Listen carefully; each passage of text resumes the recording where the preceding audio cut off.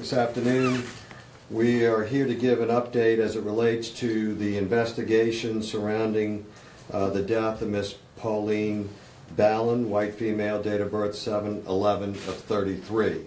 I'll turn it over to Dr. Jerry Satanovich, the coroner. Thank you. Good afternoon, everybody. I'm going to start by introducing Dr. Dana Trosclair from my office. Dr. Trosclair is a board-certified forensic pathologist who led our team.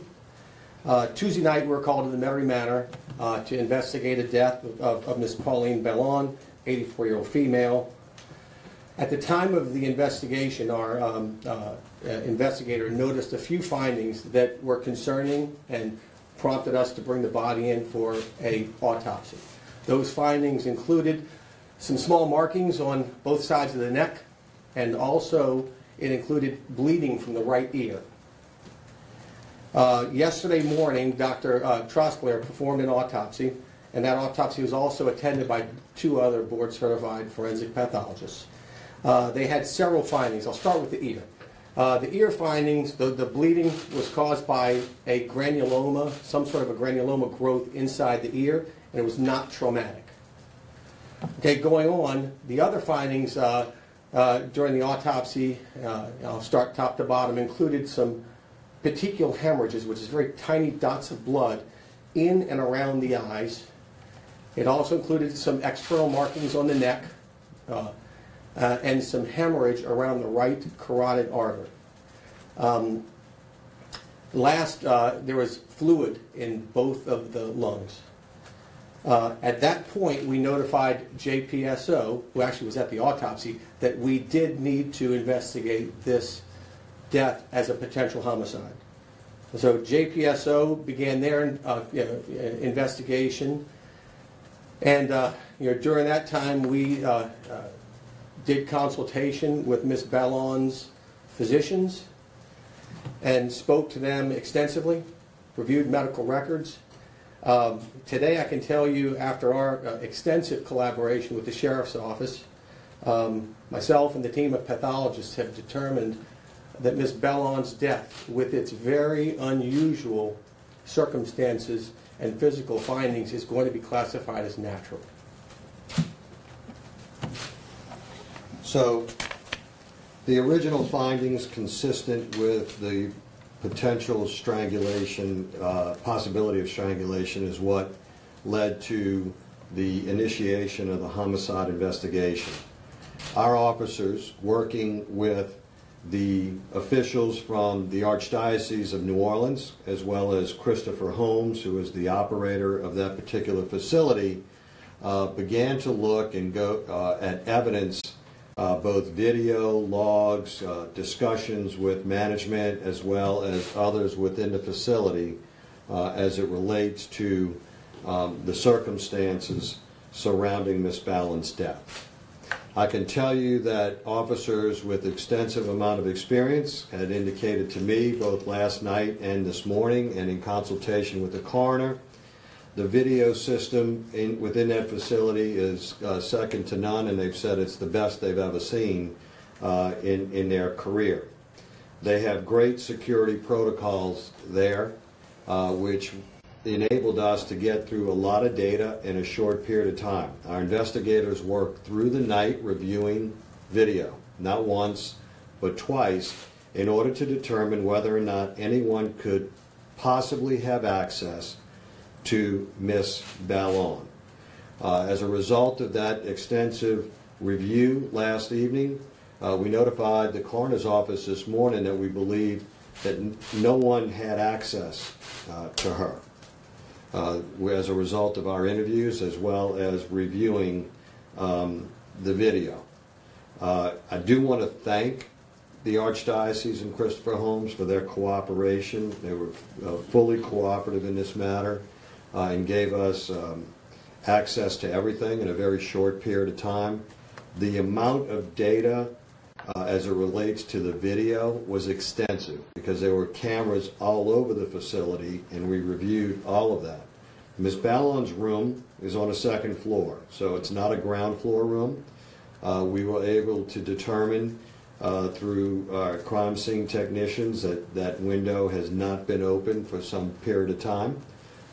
So it ruled out all points of entry or exit to that room, both for a significant amount of time while we know she was not in the room, that she was out of the facility, as well as a period of time both after arriving back at the facility and for a period of time after knowing that, and being able to document when she got back to the facility. So in light of all of that, the coroner and I had a conversation this morning that we had decided that our team and his team would get together this morning and start going through this. As Dr. Satanovich pointed out, extensive communications between his office and her personal physicians, where there was led to the thought of a lot of what she was going on in her personal medical history leads us to believe that this is just one of those weird happenstances that gets us to the point where we are at the present time. So with that, I'll be happy to answer any questions. You called it, Dr. Satanovich, unusual. I mean, your office has done probably hundreds, if not thousands, of autopsies. How unusual was something like this? What made this so unusual? Well, there were some physical findings that were suggestive of a potential strangulation, like the sheriff said. So, it also, in this case, we're still trying to get our hands around exactly what happened, and we're not going to. The findings, like I said, it's a little bit unusual, quite unusual, to get that combination of findings in a natural death. But this is not a perfect science, but what we can rule out is that no one had access to her. So, and that's what led us to where we are this morning. The fact of the matter is, we are pleased that we were able to rule this out. Obviously, we're not pleased that someone died, but the fact of the matter is that it has created some unrest in the community as it relates to that.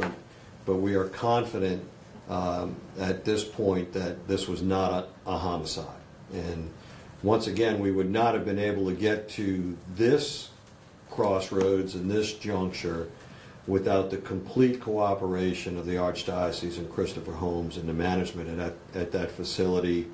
And quite frankly, the extensive documents and video and everything else that they had at that facility for us to review. Our officers were up till 2, 3 o'clock this morning reviewing that video multiple times, going through that process, talking to folks, family members. The coroner's office began talking to the physicians in the review of medical records early this morning. Dr. Satanovich and I talked early this morning, and we've been at his office since early this morning, our team and his team going through these findings. How did her family or next of kin take this? Because that's quite the roller coaster ride to go from, I guess, homicide to natural causes. Well, in today's society, the social networks kind of stand in the way of being able to conduct investigations and getting our hands around all of the information and everything else before we're actually ready to release. So we had a lot of activity at that address. As a result of that, the social network started blowing up. And obviously the media was contacted. In the spirit of transparency, you know what the reputation of not only Dr. Satanovich's office is, but this office as well, is that we tried to provide as complete and thorough and transparent information as possible. I'm not going to lie to you. Y'all asked, and I said, we're having a homicide investigation. Would I have rather hold on to that information for a little longer in order to see exactly where we were, why, and how? Absolutely. But that's just you know, there's no blame, it's just the way it is today. And so, you know, we tried, and our thanks to my officers, his investigators, his pathologists, for working, you know, for so many hours to try and clear this up, because it's just one of those weird happenstances. And it's kind of the way it goes. The physical findings suggest something. Is it absolute? No.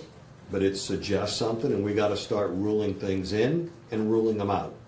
And that was the process that we've been going through since yesterday through the evening and into really till 30 minutes ago. Okay? Thank you very much. Thank you.